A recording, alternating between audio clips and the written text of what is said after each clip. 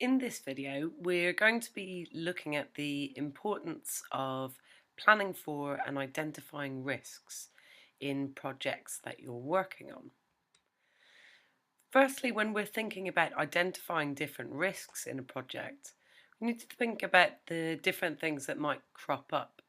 So these could be things like activities creeping beyond the original scope of the project. So the project becoming bigger and more work than was initially expected or initially proposed. Things like unforeseen activities that are needed to enable different objectives to be achieved or different things to be delivered. So this might happen when you haven't undertaken a project like this before or haven't undertaken activities like this before. So you're not exactly sure when you're making your plan what it will take to deliver each thing, each part. It could be things like activities taking longer than expected or than estimated, or also members of your project team making mistakes or underperforming in some way. And this happens all the time. We're all human. These are things that are going to crop up in any project, no matter how well planned it is. You should also think about the different risks and issues that might arise relating to resources for your project. So it might be things like members of your project team not being available when you thought they might be to work on the project. It might be equipment not being available as planned or equipment failing. This is something that probably happens a lot of the time when people are running projects. May also be things like other resources not being available as planned. So that might be things like a venue that you're working with, may have double booked the room that you were planning to use, or things like budgets not being available when you need them. So getting all of these things agreed in advance and working out where these risks might happen in your project will really help to save from being in the position where you feel like, everything's just going to fail. So this process of planning for risks in a project, the reason that you're forward planning here really is to minimize the risks that might happen. You're going to need to get all team members involved to identify what potential risks there are, and then need to assess each of those risks for how likely they are to happen, and also the consequences of what would happen, what would be the knock-on effect if this happened during your project. You'll also need to identify the warning signs or the triggers for each risk. So something that you can spot a little way in the distance so that you know that you need to prepare for that particular thing or that something is going wrong. You can tell by the warning signs. Also, you'll need to allocate individuals to monitor for each risk that you've identified. So this allows people to take responsibility over parts of the project and over the preparedness for what to do in case things go wrong. Now, one way to do this would be using a table, kind of like the one in this slide, where you've got headings like risk identified, how likely that risk is, what those consequences are, what the warning signs might be, and then steps that you're going to take to prevent that risk, or where you've got a contingency plan in place. And then the last column in the table is to do with who will monitor that particular risk, who will take responsibility and ownership over it. So in this example, say we're setting up an event where as part of the day, we're going to show a short film or a video. And one of the risks that we could identify in that situation is the video projector not working properly. And in this situation, it might be about 3 out of 5 likelihood, so it's more likely than unlikely that that could happen. The consequences for that would be that the screening event is delayed, or potentially that the film can't be shown at all.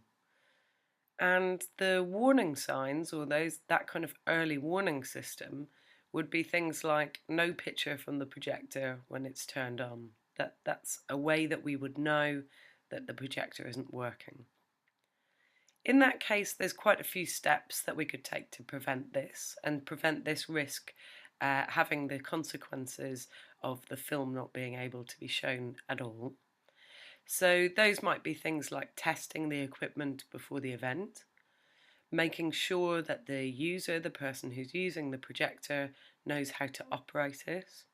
Could be things like having a technician on hand or having a spare projector in case it's a problem with the bulb or the electronics of how it's working.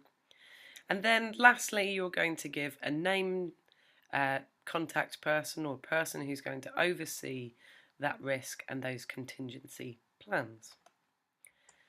In another example, if we're thinking about a photo shoot that happens outside in a park, one of the risks that we could identify for that is that there might be bad weather. So it might be raining or hailing or snowing, depending on what time of year it is. And in this case, I've given this 4 out of 5 for likelihood. So it's very likely that that could happen, especially if we live in England, where the weather is less good. It's often more bad weather than good. So the consequences for that would be that participants might not turn up to have their photograph taken. They might not attend the event. It may be that the photo shoot can't happen outdoors, or it may be that the photo shoot has to be rescheduled altogether. So again, those are quite significant consequences. They're going to cause you a lot of hassle within your project. So you want to be looking out for the early warning signs, and that might be things like looking at the weather forecast, or also considering the time of year and what type of weather there seems to be at those different times of year. In terms of planning around preventing those risks or preventing working with a contingency plan to prevent those risks taking over in your project, you could do things like organising an alternative venue in an indoor space nearby, so that if participants turn up and the weather changes, that you've got somewhere very quick and close by that you can bring everyone to and still undertake that photo shoot. You'll also need to clearly communicate with participants about what will happen in the event of bad weather. So they need to know that you've made a B plan, that you've got a contingency in place so that they actually turn up to the event. And in this case, again, we're assigning somebody in particular to monitor that and to look after those arrangements. So you'll see from both of those examples that identifying preventative actions is a really useful thing to be doing when you're planning for the different risks in your project. So it helps to do quite general things like checking the understanding of the scope of the project for all the team members so that they understand what's going on and that they know what activities are happening in what order.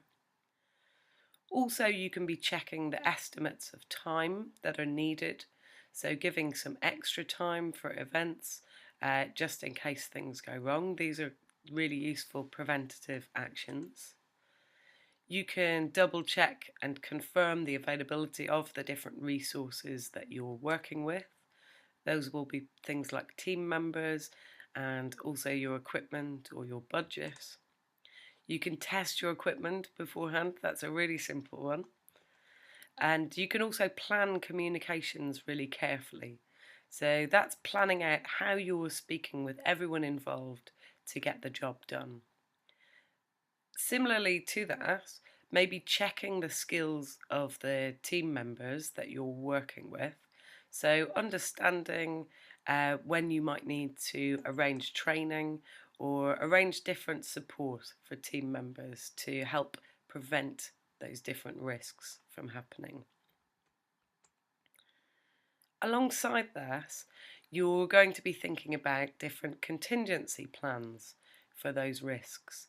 So if something can't be prevented, how best do you react when something goes wrong or goes against your plan? To do this, you might want to identify other people who've got the skills that you need to join your team. That could be quite important. You might want to identify sources of equipment that you could use if needed or in an emergency situation. You might want to allow extra time where people you're working with don't have much experience of what you're doing. So this is often the case when we're working with volunteers or non-specialists in an organisation. Then having some extra time planned in is really useful to avoid problems or issues. So the things that you'll need to do to ensure that your project runs smoothly are identify and plan for risks. You're doing this by asking what are the potential risks, what are the likelihood of those happening, what are the consequences if they do happen, what are the warning signs, the things that you can be looking out for, what can be done to prevent issues, and also what contingency do you need to make sure that everything runs smoothly in the event of an issue or a problem that you encounter. Very last, and probably most important to make sure that the job gets done, is working out who will be responsible for monitoring each of these identified risks. So whose job will it be to look out for those different things that could happen?